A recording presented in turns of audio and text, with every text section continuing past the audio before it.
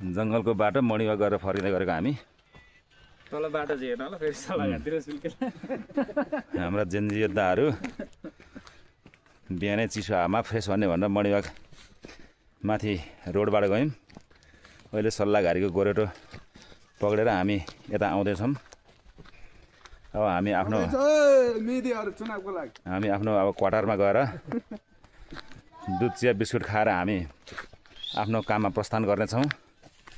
आजदेखि हाम्रो पहिलो ड्युटी सुरु हुनेछ। हामी काभ्रेको पनौती नगरपालिका दाहालटार भन्ने ठाउँमा हामी लगभग 1.5 महिना जति बस्छौँ होला। हामीले यो कार्य पोहोरदेखि सुरु गरेका हौँ। जाने बेला हामी रोडको बाटो गयौँ। यहाँनिर आजभोलि बाघको त्रास रहेछ अनि त्यही भएर राति निस्केर हिँड्न अलि असम्भव भयो। बिहान छिटै निस्किनौँ। हामी उज्यालो भएपछि निस्किए। हामी आउने बेलामा बिहानै रोडको बाटोमा धुलोमा बाघको पाइलाहरू प्रशस्त भेटियो। त्यसले गर्दा पनि हामी एक्लै दुक्लै नहिँड्ने अलिक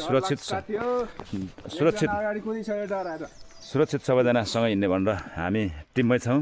धन्यवाद।